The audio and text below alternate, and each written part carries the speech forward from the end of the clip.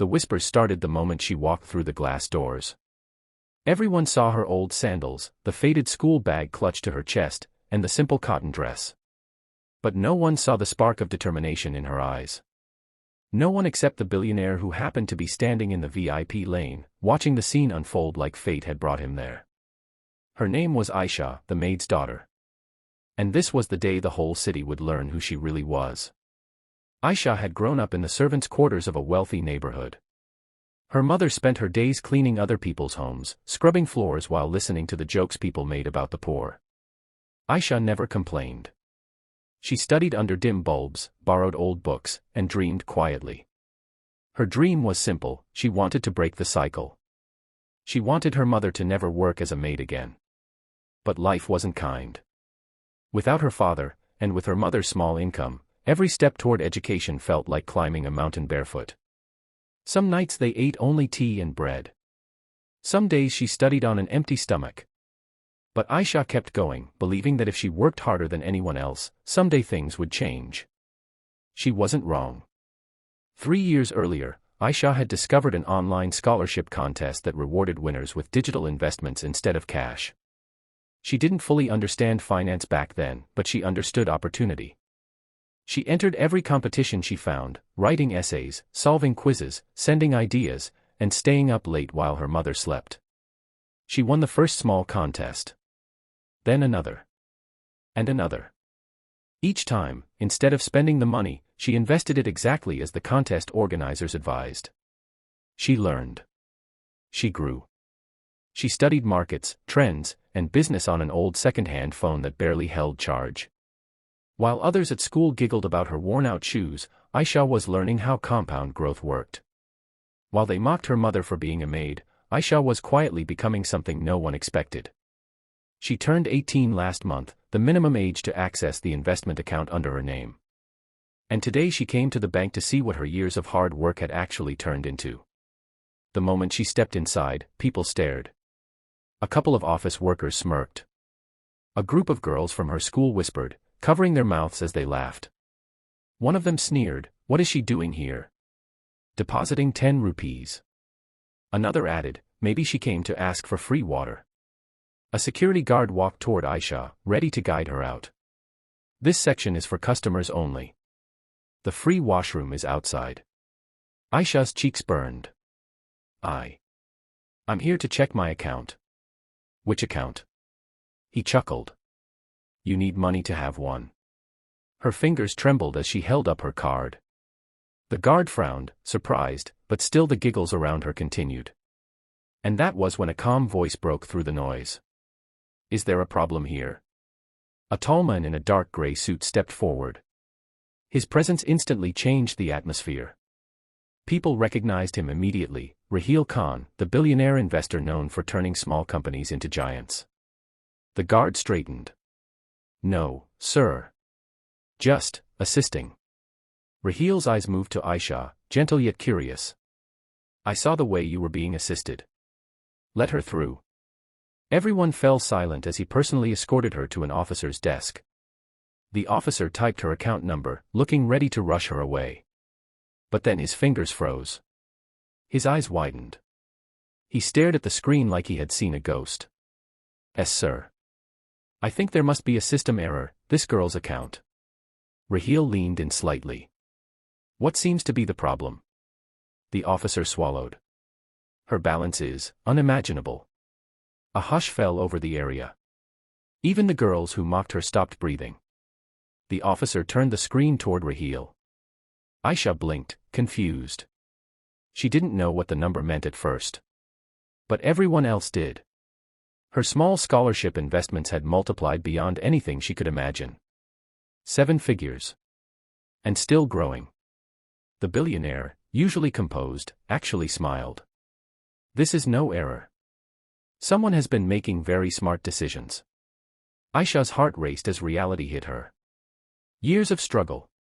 Nights spent studying. Every insult quietly ignored. It all came together in this single moment. Raheel turned to her. "How did you do it?" She explained softly: the contests, the investments, the research, the years of patience. The more she spoke, the more respect filled his eyes. Around them, the same people who laughed now stood frozen, ashamed. Raheel finally said, "Aisha, you have the mindset of a financial strategist. People spend millions looking for someone with this instinct. How would you like a position at my company?" She gasped. "Me." "You," he said warmly. "Someone who can turn almost nothing into a fortune is someone I want on my team." Her eyes filled with tears. Not because she was becoming wealthy. Not because a billionaire was offering her a job. But because she could finally tell her mother she would never need to clean houses again. That evening, Aisha walked home holding the passbook with her balance printed clearly inside it. Her mother opened the door tired from work. "You're back. Did everything go okay at the bank?" Aisha placed the passbook gently in her mother's hands. Her mother scanned the numbers. Her knees buckled. Tears fell silently. And Aisha held her, whispering, "Ammi, you don't have to work another day in your life." For the first time, her mother cried not from fear of the future, but from relief. Aisha did join Raheel's company. And in 3 years, she became one of the youngest financial advisors in the region. But she never forgot where she came from. Whenever she passed a maid, a guard, or a cleaner, she greeted them with respect. And whenever someone mocked her background, she smiled, because she had learned the greatest truth. Where you start never defines where you will end. What defines you is how hard you rise. The next morning, Aisha woke up to the soft sunlight streaming through the tiny window of her small room. Her mother was already up, quietly preparing tea. The air smelled of hope, of a life that was finally changing. Aisha's phone buzzed endlessly. Messages from the bank, notifications from investment apps, even emails from Raheel's office offering her the onboarding process. But the first thing she did was hug her mother. They sat together, sipping tea, both silently acknowledging that life had shifted in a way they had only dared to dream. At the office, Aisha met Raheel for the first time in person as his newest financial trainee. She felt nervous but determined. He greeted her warmly. "You've proven intelligence and patience that few adults have," he said. "I want you to learn quickly and become the leader I know you can be." Aisha nodded, absorbing every word. She still remembered the jeers at the bank, the sneers of classmates, the harsh words of strangers. But none of that mattered anymore. Every insult had become fuel, every tear a stepping stone. Her first challenge came sooner than expected. Raheel assigned her to a project that involved analyzing small, struggling startups to identify potential investments. For most experienced analysts, it was complicated work, requiring experience and connections. But Aisha had something far more valuable: resilience, intuition, and a fresh perspective untouched by the fear of failure. Late nights followed. She pored over spreadsheets, research reports, and market trends. She made mistakes, yes, but she learned faster than anyone could imagine. Slowly, her recommendations began to turn small, failing businesses into thriving ventures. The office started noticing her brilliance. But life outside the office was not without struggle. Her mother, although proud, had difficulty adjusting to a life free of financial worries. She worried constantly about Aisha working long hours, about the corporate world, about losing the simplicity they once had. Aisha reassured her, "Ammi, we're building our own life. You don't need to worry anymore. I will always be with you." And she kept that promise. Months passed, and Aisha's name spread quietly but powerfully in the city's financial circles. Raheel, impressed by her results, offered her the opportunity to manage her own small investment fund. For someone who had once been laughed at in a bank, this was extraordinary. The same people who had mocked her now watched in disbelief as Aisha gave financial advice, signed contracts, and helped businesses flourish. But she never gossiped or showed arrogance. Instead, she returned to the Maid quarters whenever possible, teaching underprivileged children basic finance and inspiring them to dream bigger. One evening, as Aisha and her mother walked through the bustling street near their old neighborhood, her mother whispered, "You've changed everything for us, Beta.